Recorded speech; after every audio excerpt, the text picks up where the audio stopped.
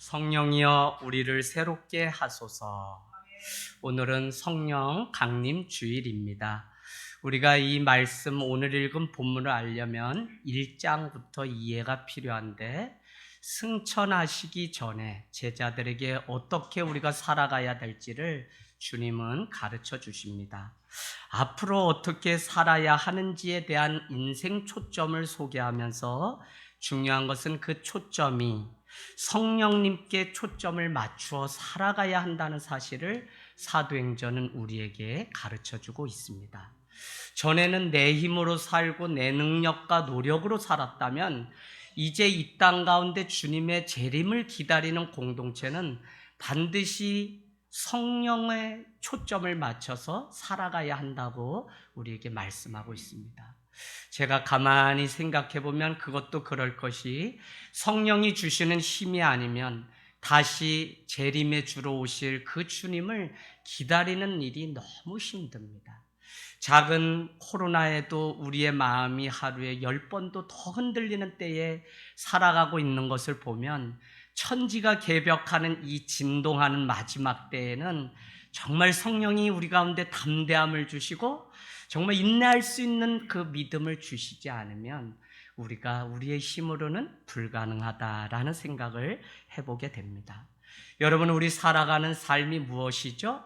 우리는 하나님의 인도하심을 따라 살아가는 자들이지 인생은 결코 도박이 아닙니다. 많은 사람들은 내가 정해놓은 비전 하나를 붙들고 하나님의 뜻이라고 여기면서 살아갑니다. 그러나 우리의 인생을 생각해 보면 하나님이 설계해 놓은 모자이크가 있다는 것입니다. 그러면 오늘 우리가 살아가는 이 한 번의 삶, 하루의 삶은 그 작은 퍼즐 조각이고, 그 퍼즐 조각을 하나님이 설계해 놓은 모자이크 어느 부분에 맞춰야만 우리가 아름답고 향기 나는 그 인생으로 하나님께 영광 돌릴 수 있는지 우리는 고민하면서 살아가게 된다는 것입니다. 여러분, 변화된 우리 한 사람이 교회가 되어 세상 속에 사도행전 후서를 써가길 원하시고 계십니다. 특별히 코로나로 인해서 우리가 다시 생각해야 하는 것이 있다면 과연 이 교회라고 하는 것이 무엇으로 존재하는 곳인지에 대한 뜨거운 질문을 던지면서 살아가야 됩니다. 그것은 지금 여신이 우리가 살아왔던 모든 삶의 결과들이 코로나라고 하는 이 풍파 앞에 물거품이 되는 이 경험을 하고 나니까, 아, 그렇구나, 이제는 진짜만 남고 본질만 남는 것이 이 땅의 삶이구나 라는 사실을 깨닫게 된다고요. 그래서 우리는 성령께서 하시는 일만 이 땅 가운데 남고 그 일을 쫓아가는 교회와 성도만 생명을 얻을 수 있다는 것입니다. 그래서 오늘 1장 8절로 한번 가보실까요? 1장 4절 5절에 뭐라고 말씀하고 있냐면 이렇게 얘기합니다. 4절, 사도와 함께 모이사 그들에게 분부하여 이르시되 예루살렘을 떠나지 말고 내게서 들은 바 아버지께서 약속하신 것을 기다리라. 그러면 요한은 물로 세례를 베풀었으나 너희에게는 몇 날이 못되어 성령으로 세례를 받으리라 하셨느니라. 그들이 모였을 때 예수께서 여쭈어 이르시되 주께서 이스라엘 나라를 회복하심이 이때니까 하니 이르시되 때와 시기는 아버지께서 자기의 권한에 두셨으니 너희는 전혀 알 바가 아니다. 너희가 할 일은 오직 성령이 너희에게 임하시면 너희가 권능을 받고 예루살렘과 온 유대와 사마리아와 땅끝까지 이르러 내 증인이 되리라 라는 것입니다. 여러분, 오늘 이 말씀 중에 가장 핵심이 되는 키워드는 권능이라고 하는 단어입니다. 그 권능의 원천이 성령이라고 가르쳐주고 있는 것이고, 권능을 받기 위해 교회와 성도는 성령 하나님께 초점을 맞춰서 살아가야만 우리는 그분의 인도하심, 그분의 충만케 채우심으로 인해서 살아갈 수 있다는 것입니다. 성령이 임한 증거는 부드럽습니다. 성령이 임하면 기다릴 수 있어요. 성령이 임하면 모든 것을 다 품을 수가 있어요. 고무줄처럼 늘어나는 내 마음도 성령 가운데 붙들리지 않으면 얼마나 좁아지는지 그냥 내가 어떻게 되나 한번 보자라는 그 마음으로 그런 심사로 살아갈 때가 저 역시 여러분과 똑같습니다. 성령 하나님이 임재하시고 내 가운데 부드럽게 녹여주시면 얼마든지 용서하고 기다리고 얼마든지 주님의 때를 기다리며 하나님의 일이 일어나도록 우리는 기다릴 수 있다는 것입니다. 오늘 여러분 죽음 가운데서 약속대로 부활하시고 하늘로 올라가셨다고 하는 이 자체가 얼마나 놀라운 감격입니까? 왜 그러냐면 예수님은 이 땅 가운데 3번 오시는데 그 첫 번째는 마리아의 몸에서 초림의 주로 오십니다.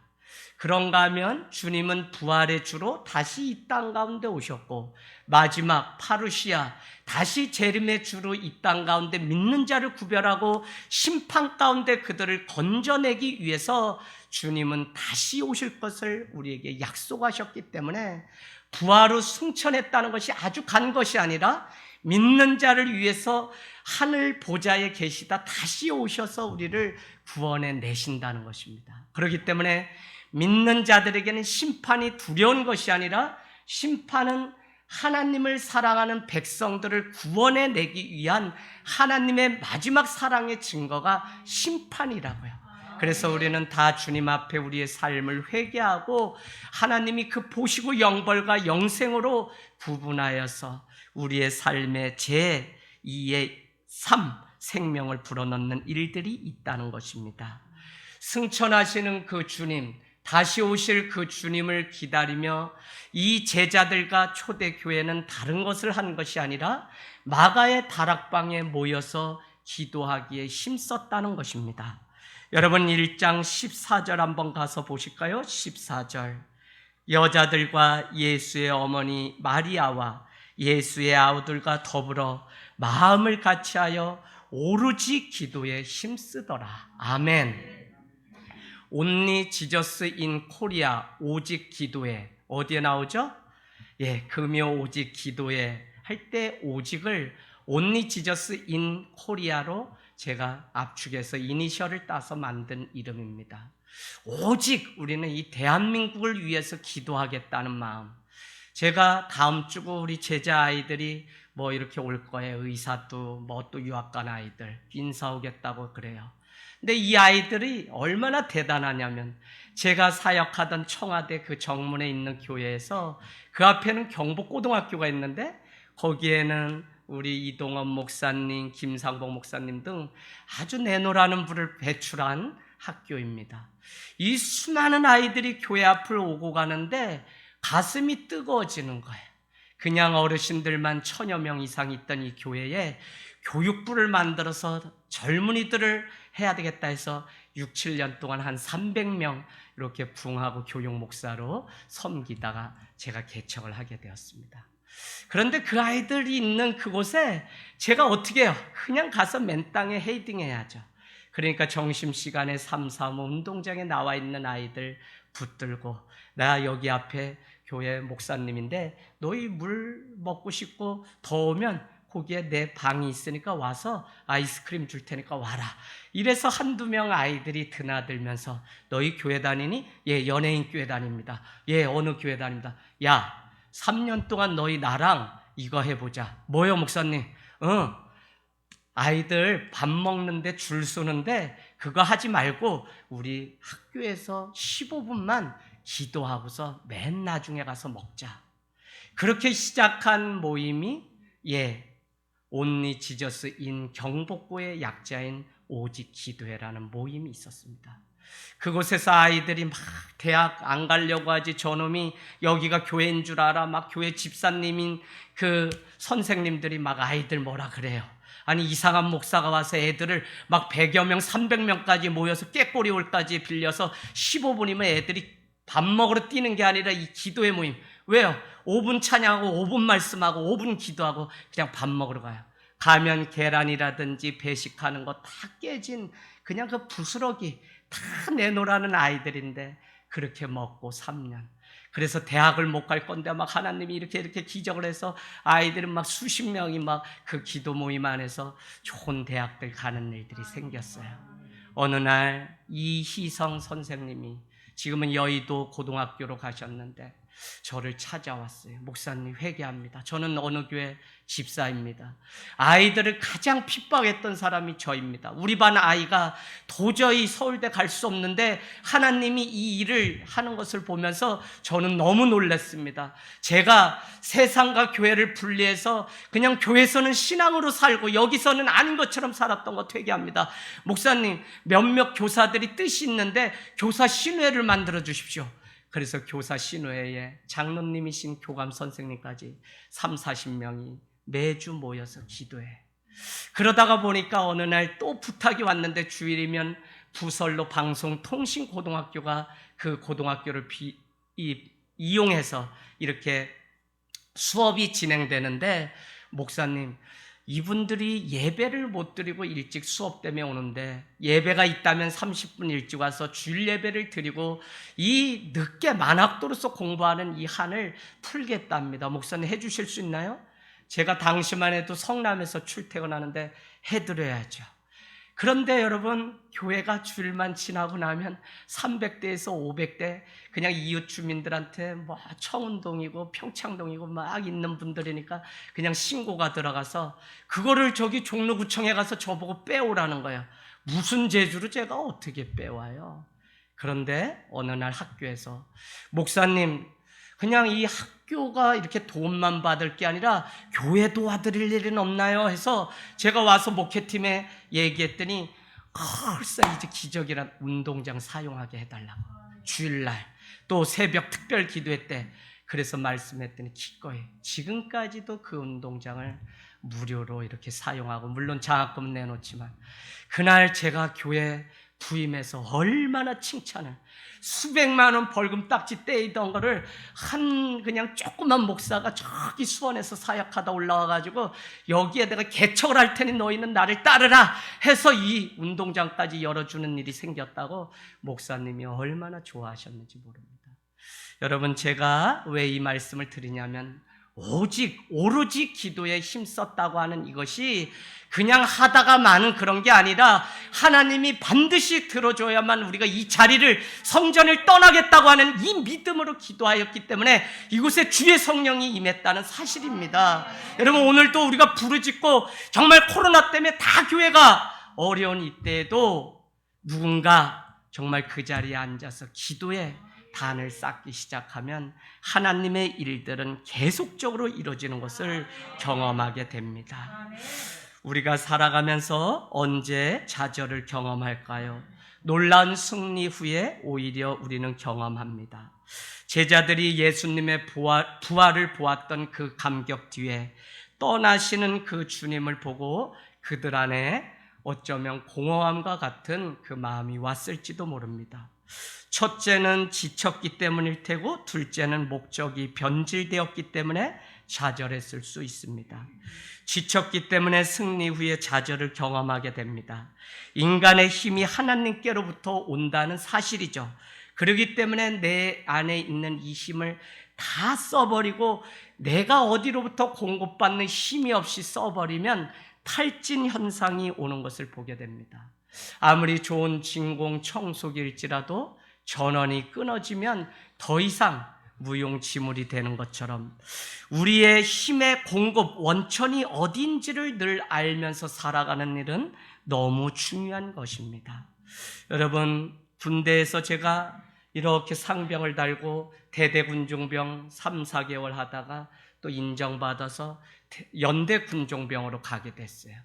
그래서 500명의 병사를 설교 한번 해보지 않고 신학교도 다니지 않고 예수 믿은 지 이제 4년 되는 사람이 설교를 그들 앞에, 더구나 연대장님은 또 안수 집사님이니까 뭐 새벽 예배도 오시고 그럽니다. 지금도 설교를 공부해도 바꾸지 못하는 게 아무것도 없는 생 개척일 때 그냥 그곳에서부터 26년 전에 목회를 시작했기 때문에 뭐 이렇게 굳어져서 바꿀 수가 없어요. 눈도 다 이렇게 한 번씩 돌아가면서 성도들하고 아이 컨택도 하라고 하고 또 제스처도 딱 뭐 어떻게 하라고 다 배웠는데 안 돼요. 이미 그렇게 굳어졌습니다. 그런데 병사들이 60 트럭 타고 예배가 막 철제가 아니니까 500여 명의 병사가 왔다가 가을날 다 정심이면 부대 복귀해서 식사를 해야 되니까 다 떠나가요. 그러면 그 텅 빈 본당을 제가 혼자 청소하고 또 치커리차 끓여서 유일하게 주고 초코파이 주는 게 유일한 사역인데 그 일 뒷정리 다 하고 나면 저도 모르게 탈진 현상이 오고 공허감이 밀려와요. 아무도 얘기할 사람이 없는 철의 장막 가운데 갇혀 있는 그 인재라고 하는 그곳에서 이 외로움이 막 몰려오는데 왜 그런지를 제가 모른 채 그렇게 수년의 세월들을 보내게 되었습니다. 여러분, 힘과 에너지는 내 안에서 만들어지는 것이 아니라 끊임없이 하나님으로부터 공급받아야만 한다는 사실을 알지 못한 채 사역을 했기 때문에 그런 것이죠. 또한 우리가 좌절하는 것은 목적이 변질되면 승리 후에 좌절이 찾아옵니다. 전도사 시절 우리가 원래 창조 목적, 하나님의 창조 목적은 뭐죠? 지금 우리가 신앙생활을 하는 이 목적이 뭐예요? 하나님의 마음이 어디 있어요, 여러분? 어디? 내 안에. 하나님의 형상 회복이 하나님이 우리를 부르신 유일한 목적입니다. 하나님의 형상이 회복돼야지 우리는 구원받습니다. 창세기 1, 2장에 등장하는 아담과 하와가 죄짓기 이전의 모습을 회복하기 위해서 우리는 기도하고 예배하고 주의 말씀 가운데 나가는 거예요. 그래서 창세기 1, 2장을 이해하는 것은 너무 중요합니다. 죄가 오기 전에 우리의 모습으로 돌아가는 것이 신앙생활을 하는 우리의 모습이고 하나님이 보시기에 힘이 좋았다고 하는 그 존재로 회복되는 것이 우리가 오늘 하나님을 믿는 예배하는 이유라고요. 그 창조 목적이 있음에도 불구하고 그 목적과 다른 방향으로 우리가 힘을 쏟을 때 우리는 좌절하게 됩니다. 주님의 오심은 더 많은 사람들의 대속물이 되기 위해서 이 땅에 오셨습니다. 그런데 나도 모르게 그 사실을 잊고 살아가는 성도들의 모임이 오늘날 교회가 아닌가 생각해 보게 됩니다. 늘상 사역할 때마다 제 옷이 아는 것을 입고 사역하는 그 마음이 얼마나 힘이 든지 모릅니다. 그렇기 때문에 하늘 땅이라고 하는 또 하나의 새 생명 공동체는 이 척박한 이 오산에 세워지게 되었습니다. 그래서 늘 기도 제목은 교회 존재 목적이 훼손되거나 변질되지 않도록 기도하는 그 일이 우리의 기도 제목입니다. 여러분, 오늘 말씀의 본론은 이것입니다. 좌절을 이길 수 있는 방법. 초대교회가 예수님의 부활을 보고 다 갈릴리 바다로 가고 일부 120명이 남아서 마가의 다락방에서 기도했을 뿐입니다. 그러나 이 좌절을 이길 수 있는 유일한 방법은 오늘 여호와 하나님께로 돌아오는 길이라는 것입니다. 1장 12절 13절 제자들이 감람원이라고 하는 산으로부터 예루살렘으로 돌아오니 이 산은 예루살렘에서 가까워 안식일에 가기에 알맞은 길이다 라고 말씀하며 마가의 다락방에 모여서 기도하던 제자들의 이름이 열거되어 있습니다. 여러분, 예루살렘에 돌아와 다락방에 올라갔던 이들, 신앙은 끊임없이 떠남인 동시에 돌아오는 것입니다. 우리가 잘 아는 것처럼 10명의 문둥병자가 주님의 고침을 받고 한 사람만이 돌아왔을 뿐 9은 없습니다. 주님은 9이 어딨냐고 말씀하셨던 것을 우리는 기억하고 있습니다. 오늘 제자들이 돌아온 곳은 기도하는 자리입니다. 예수님은 지금 우리의 눈앞에 없지만 그들은 다시 오실 주님을 기다리며 남겨진 교회와 성도는 기도하였다는 것입니다. 여러분, 자꾸 에너지를 쏟고 새로운 일을 계획하려고 하면 우리는 탈진하고 좌절합니다. 그러나 다시 돌아와서 힘을 공급하시는 주님께로 나오면 우리는 사는 역사가 있습니다. 그래서 주님은 창세기 2장 3절에 복되게 하사 안식일을 지켰다고 하는데, 안식일의 의미는 스탑입니다. 스탑, 멈추라는 것입니다. 아무것도 하지 말고 멈추라는 것입니다. 내가 애굽에서 종되었던 것을 기억하면서 내 집에 있는 과부나 객이나 고아조차도 쉬게 하라고 하는 하나님의 유일한 인류를 향한 사랑이 무엇이냐면 안식일 제도입니다. 그렇기 때문에 안식일에 서야만 우리는 건강을 회복하고 하나님의 일들을 감당할 수 있다고요. 이 원리를 알지 못하기 때문에 우리가 자꾸 우리의 몸이 병들고 세상이 이렇게 병드는 거예요.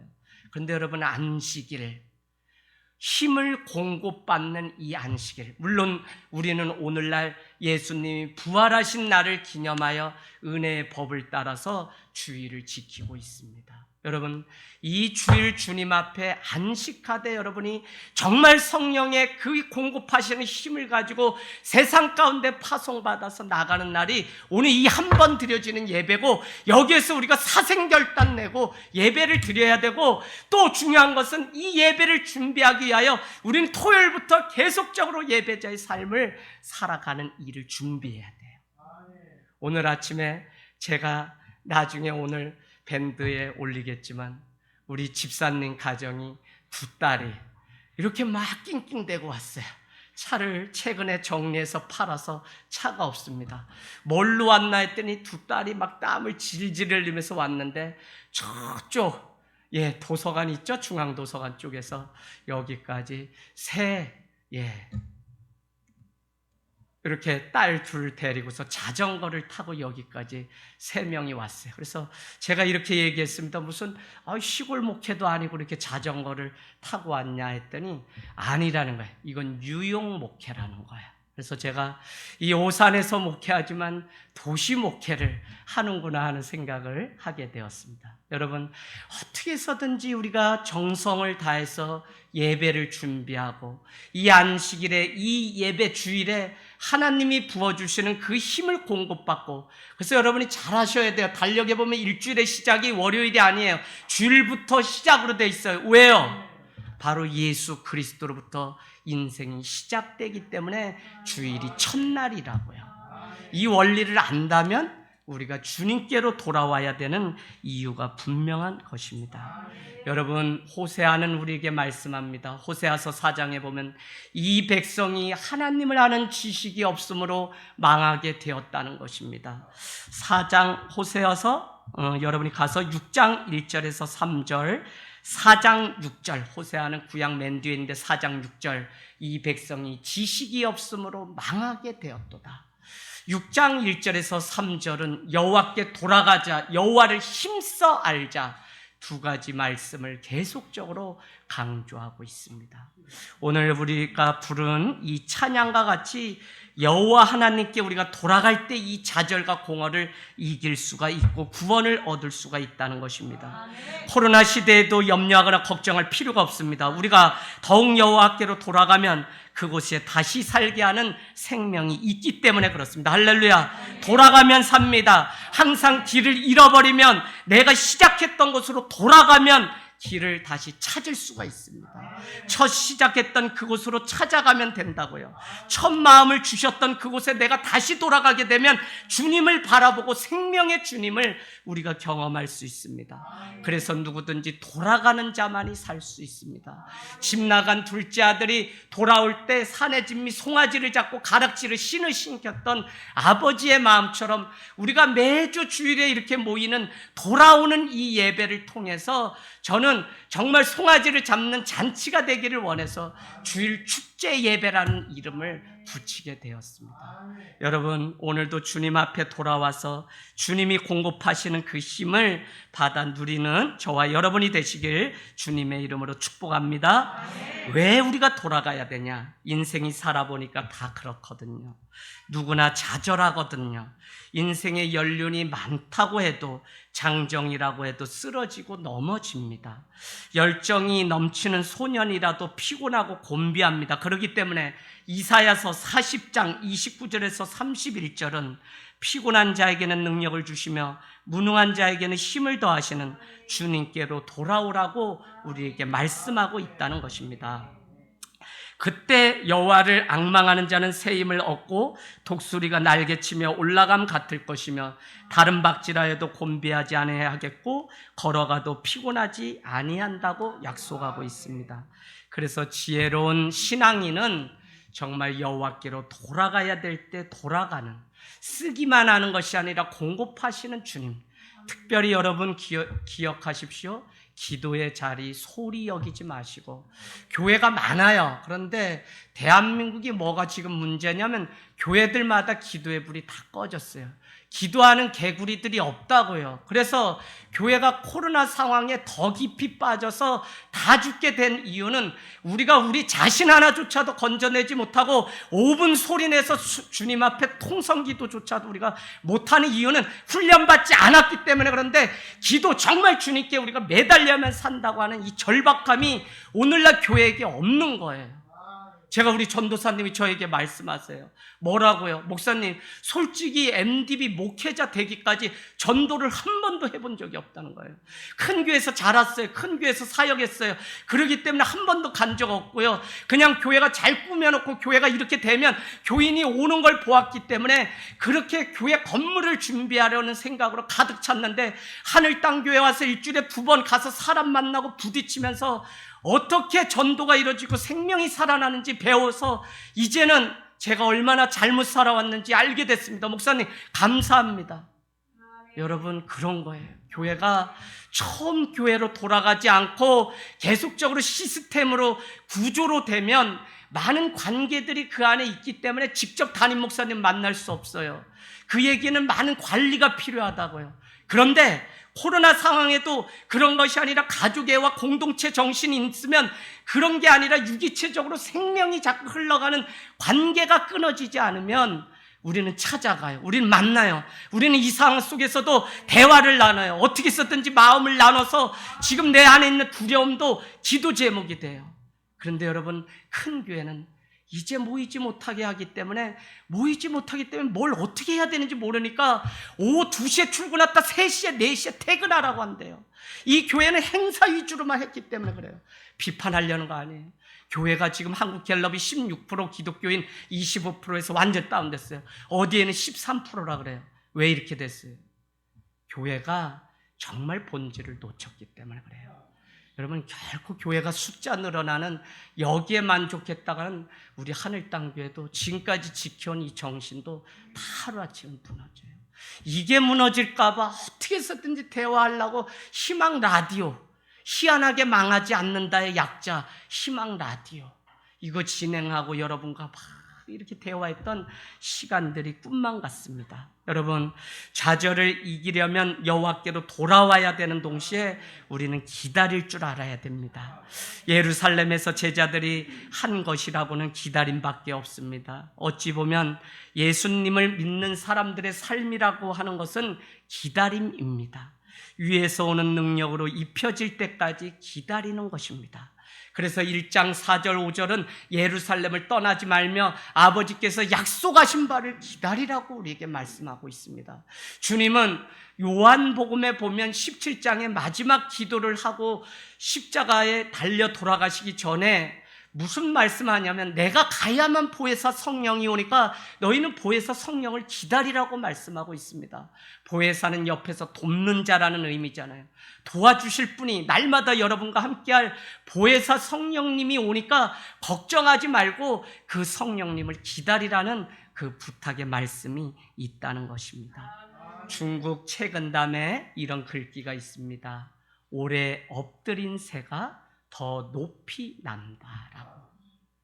여러분, 우리가 엎드려 있는 것, 지금 하늘 땅 교회가 10년 동안 1년에 한 사람 세우기 운동했던 거, 제가 그냥 다른 뜻이 아니라 우리가 서야만 누가 와도 세워지는 교회가 되기 때문에 그냥 엎드린 거예요.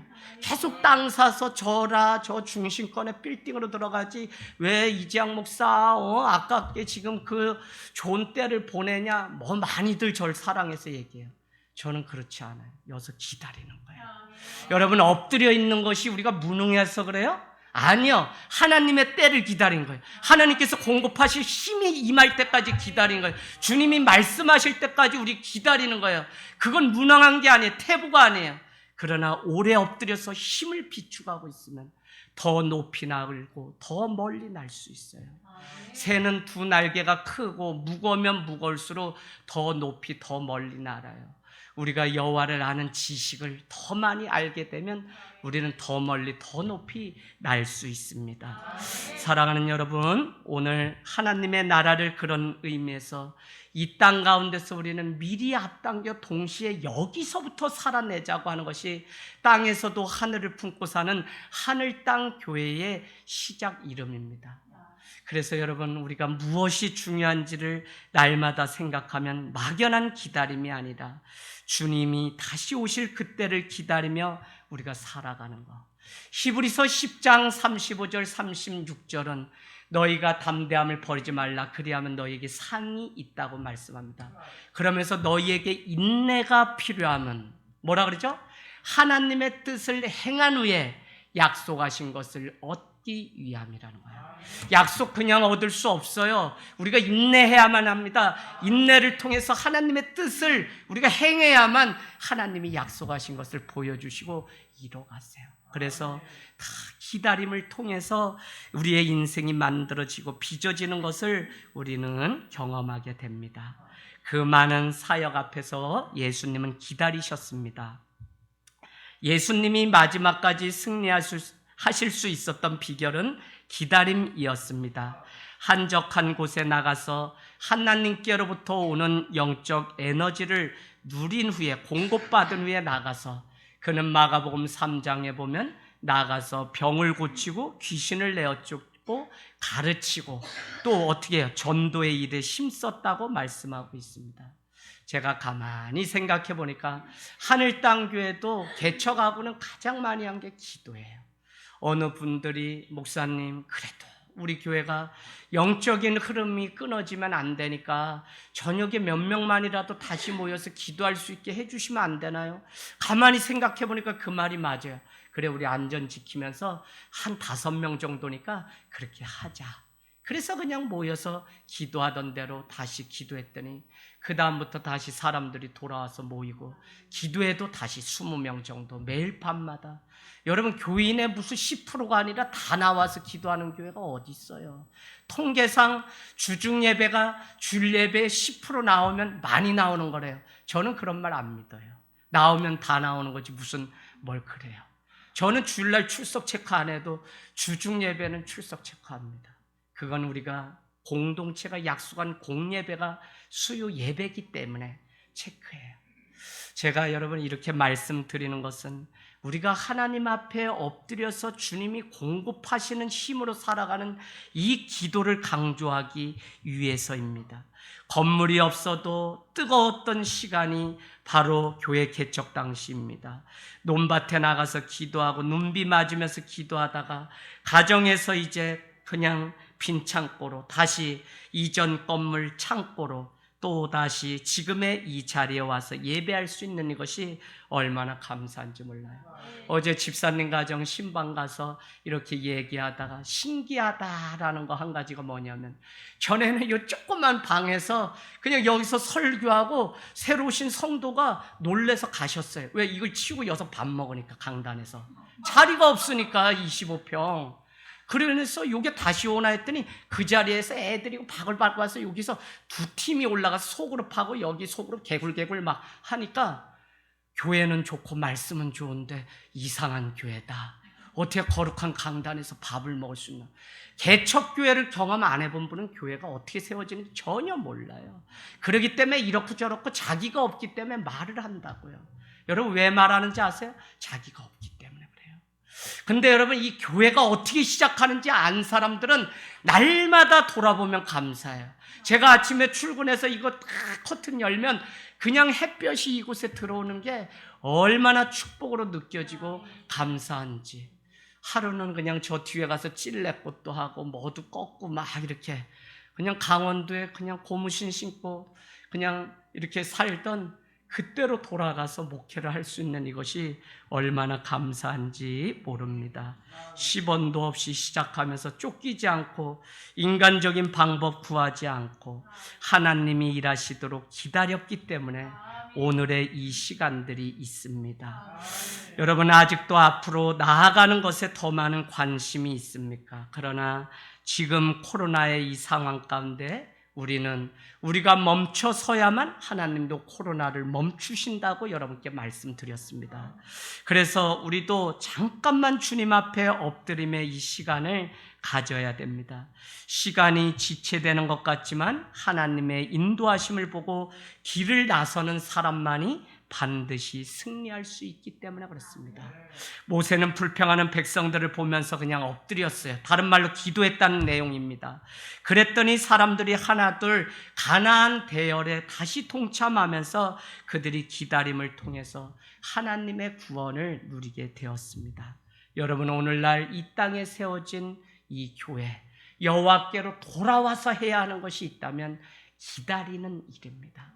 성령이 우리 가운데 충만하게 채워질 때까지 기다리는 것, 한 영혼이 하나님을 알아서 구원받을 때까지 기다리며 기도할 수 있는 이것이 마지막 오늘을 살아가는 저와 여러분의 의무라는 것입니다. 자꾸 나를 드러내고 자랑할 때가 아니라 성령님께서 교회와 우리를 향하여 멈추라고 하시는 그 말씀을 들어야 됩니다. 빠른 것만이 능사가 아니고 속도가 중요한 것이 아니라 방향이 중요하고 일을 하는 사역이 중요한 게 아니라 목적이 변질되지 않는, 그래서 늘 저를 사랑하는 사람들이 저를 위해 기도합니다. 하늘 땅에 수만 수천 명 할렐루야 주의 종돼서 사자 되어서 대한민국 차세대 조용기 목사, 이재양 목사 할렐루야 기도, 우리 누님부터도 저를 위해서 그렇게 기도합니다. 그럼 제가 막 귀를 씻어요. 누나 그렇게 기도하지 마세요. 작아도 부끄러워하지 않고 적음을 자랑할 수 있는 교회, 그런 목회자로 살아갈 수 있게. 너는 지금 좋은 때가 왔는데 하나님이 능력 주시고 했을 때 쓰임받아. 아니야. 이제 올 한 해 2021년 1000명을 주님 주십시오 하고 내가 기도를 시작했다는 거야. 누님이 막 나를 너무 사랑해서 그러면 내가 입맛이 없어서 숟가락 놓고 돌아온 적이 많습니다. 여러분 교회를 다 다니지만 교회 색깔이 다르고 무엇이 본질인지, 오늘날 여실히 교회의 본 실력이 다 드러났는데도 이거를 인정하지 않고 여전히 건물과 큰 것에 매여서 살아간다면 우리는 주님의 십자가의 그 구원을 끝까지 쫓을 자격이 없는 거예요. 정말 주님은 아무것도 아니고 보잘것없는 우리를 사용하시고 부르셨다면 보잘것없는 이 교회를 통해서도 하실 일이 있습니다. 제가 주중에 여러분께 말씀드렸습니다. 빵점을 맞는 게 어렵습니까? 50점 맞는 게 어렵습니까? 정산욱 권사님, 어느 게 더 쉬워요? 0점 맞는 게 더 쉬워요? 50점 맞는 게 더 쉬워요? 50점? 그럼 빵점 맞는 게 더 어렵다는 얘기네요? 네, 어려워요. 교사인데 몇 분인데 최지연 집사님 빵점 맞는 게 어렵나요? 더 어려워요.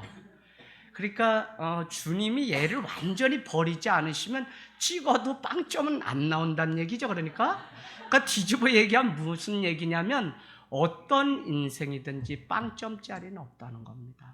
어떤 인생이든지 하나님이 다 점수를 주시고 그 점수대로 쓰임받도록 다 하신 것이지, 우리가 하나님의 이 놀라운 은혜를 알게 되면 나 같은 것, 이 작은 것도 하나님께서 쓰시고 일하시는 때가 있음을 우리는 보게 됩니다. 여러분 오늘도 하나님의 말씀에 권세가 있어서 그 말씀 가지고 나가서 영혼을 깨우고 살리는 하늘 땅 교회가 되기를 원합니다. 기다림이 없는 승리는 교만하거나 좌절하게 됩니다. 기다림이 없이 무엇을 이루면 교만해지고 반대로 못 이루면 좌절하게 되는 것입니다. 그래서 기다릴 줄 아는 사람은 넘어지지 않게 됩니다. 저도 이 목회를 하면 할수록 그냥 기다리는 거. 그래서 한 가지 마음이 있다면 초심이 변심되지 않도록 늘 주님 마음 잘 지킬 수 있도록. 그래서 좀 나이를 먹고 이렇게 되면 누긋해져서 좀 누구라도 기다리고 다 품을 수 있는 마음 달라는 게 점점 이제 기도 제목이 되더라고요. 그 나이를 이제 먹으려고 하는 중입니다. 그러니까 얼마나 감사한지 몰라요. 그렇게 기도를 계속하고 나니까 더 이 코로나 기간에도 기다리고 함께 할 수 있는 은혜를 주님이 주셨습니다. 여러분, 기도하는 제자들의 모습에 도전받읍시다. 모든 것이 자동적으로 이루어진다고 생각하시나요? 그러나 기도 없이는 안 되는 것이죠. 그래서 우리가 날마다 주님 앞에 더 가까이 나가는 이것이 중요합니다. 우리는 늘 교회를 다니면서도 하나님, 다른 교회 어디 없습니까? 라는 질문을 많이 합니다. 다른 교회가 필요한 것이 아니라 성령이 함께 하시는 교회와 성도가 필요하다는 사실을 여러분은 아셔야 돼요. 우리 교회 문제 있다? 이렇게 기도하십시오. 주의 성령의 지배를 받고 주님의 성령에 민감한 목회자가 되고 주님의 성령 가운데 이 문제가 해결함돼서 얼마나 이것이 하나님 볼 때 큰 죄인지 좀 알게 해주십시오라고 기도하십시오. 성령님이 함께 하시는 교회가 얼마나 필요한지 모릅니다. 오늘 2장 2절에서 4절 그곳에 모여서 기도하는 일들이 생깁니다. 호련히 주님께서 하늘로부터 성령이 임하여서 각 사람들이 각 언어로 방언으로 기도하기 시작합니다. 그것을 보고 6절, 7절, 9절, 10절에 쭉 가면 보던 사람들이 뭐라고 얘기냐? 이들이 술 취한 것 아니냐? 이렇게 얘기합니다. 그러나 술 취한 것이 아니라 그들은 성령 충만함을 받았다는 것입니다. 여러분, 성령 충만은 마치 불이 붙는 원리 같습니다.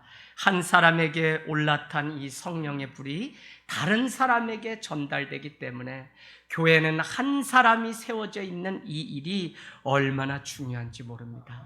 마리아, 바울, 실버, 청소년, 청년교회 다 리더들이 있어요. 이 아이들이 정말 생명을 걸고 하나님을 뜨겁게 사랑하는 이 일들이 계속된다면 가정 가운데 한 사람이 서서 주님 오실 때까지 간다면 반드시 세워집니다. 오늘 제가 주중에 이렇게 소풍을 병원으로 가서 우리 박천수 성도님 오신 지도 얼마 안 됐어요. 근데 세기호가 원래 전도하는 거예요. 어머니 병상에 계신데 머리가 그냥 백발이신데 얼마나 아흔이신데 정정하신지 고관절 수술하시고 기도했더니 정이 있으세요. 얼마나 손을 잡고 저보다 더 쪼물럭쪼물럭 이렇게 하시는 분 처음 봤어요. 손주 사이한테도 밥 먹었냐 하면서 해서 할머니 식사하셔야죠 그러면서 제가 이렇게 나왔습니다. 어머니 어떻게 여기 모시고 올까? 오늘 그러세요. 참, 한 사람이 서기만 하면 여러분 그 가정이 때가 문제지 반드시 하나님께서 변화시키세요. 다툼과 시기, 질투가 가족 가운데 아니면 직장 가운데 가득했다면 그곳에 한 사람의 믿음의 사람이 세워짐으로 인해서 직장이 주님이 계시는 터전으로 바뀌는 일들이 일어나게 됩니다. 여러분, 오늘 우리가 성령 받았다는 것과 성령 충만함을 받았다는 것은 다른 것입니다. 성령 충만함을 받아야만 우리는 비로소 우리에게 있는 그 자원에 불을 붓기 시작해서 그것을 사용할 수 있습니다. 열정은 있지만 성령 충만이 아니면 아무 곳에도 사용할 수 없게 됩니다. 성령 충만을 경험하게 되면서 사람들은 자기 인생을 완전 연소시켜서 주님께 쓰임받는 인생으로 바꿔요. 더구나 나 개인을 위해서가 아니라 하나님과 공동체를 위해서. 그래서 성령이 임한 증거가 무엇이죠? 사도의 가르침을 따라서 떡을 떼고 물건을 통용하고 사도행전 4장에 가면 가난한 사람이 한 사람도 없다고 하는 이 표현이 괜한 말씀이 아니라 하나님이 이 가운데 함께 하신다는 증거입니다. 여러분, 성령 충만함이 오늘 있을 때 초대교회는 자기 삶의 자리를 들고 일어나 하나님의 자리로 갔고 내 인생에 내가 주인이 아니라 주님이 주인 되심을 인정하며 주님께로 나갔습니다.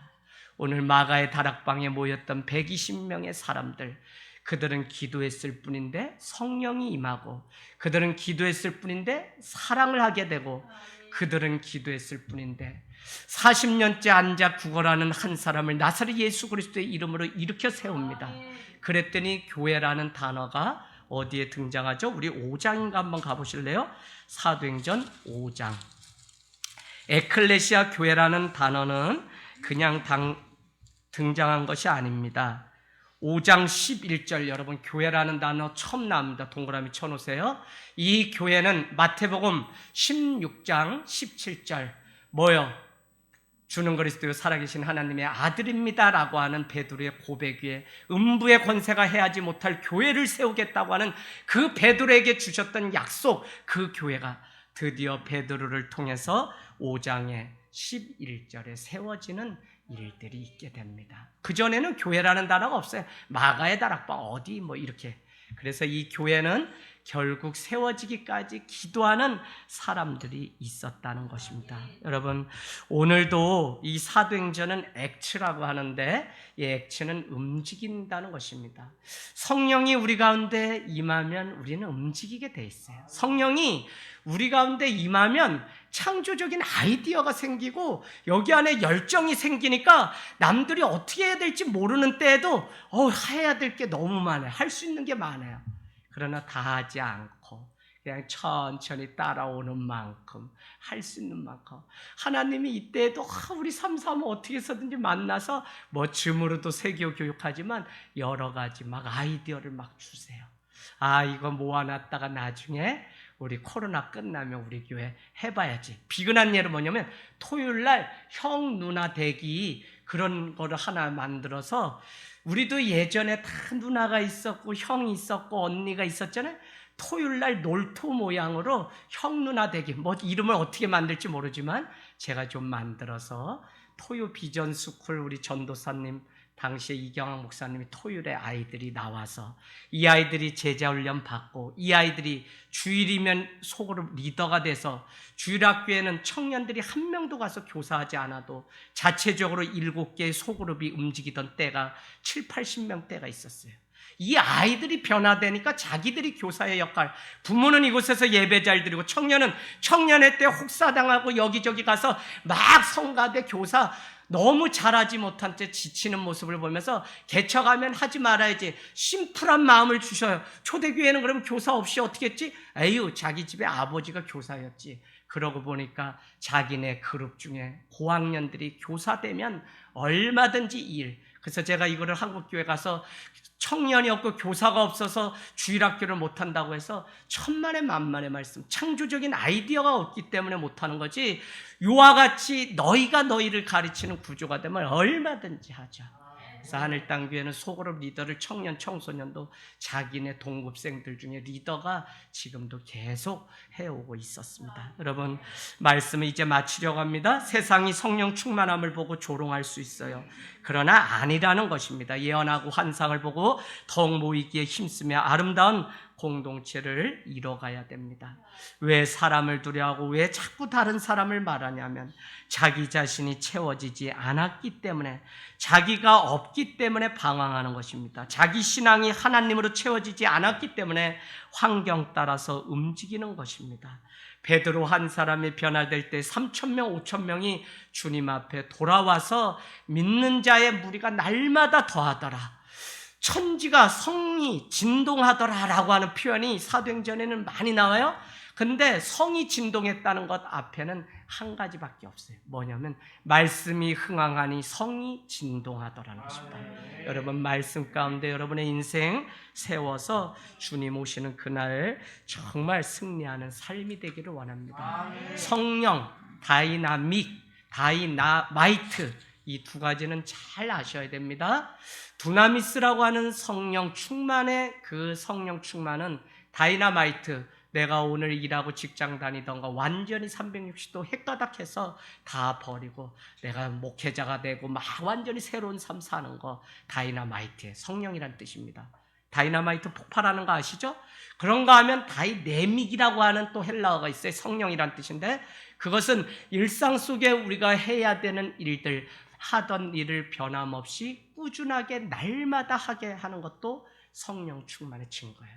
지금 한국교회는 이게 교회 안에 회복돼야 돼. 그래야 아이들이 교회를 사랑하는 법을 알고 이걸 알아야 다음 세대가 교회를 지키며 갈 수 있는 것이지 이거 제껴놓고 다른 거 뭐 아무리 채워놔도 안 돼요. 그래서 여러분 다이내믹 가정 안에서 아내가 밥을 하고 남편이 직장에 가는 거 일상적인 삶, 아이가 가방 들고 학교 가는 거 일상적인 삶. 그러나 이게 당연한 것이 아니다. 성령이 충만해야 날마다 하는 일을 할 수 있어요. 그래서 우리 아이들 위해서도 기도할 때 이 아이가 성령 충만한 자녀가 될 수 있도록 날마다 기도하는 은혜가 있기를 주님의 이름으로 축복합니다.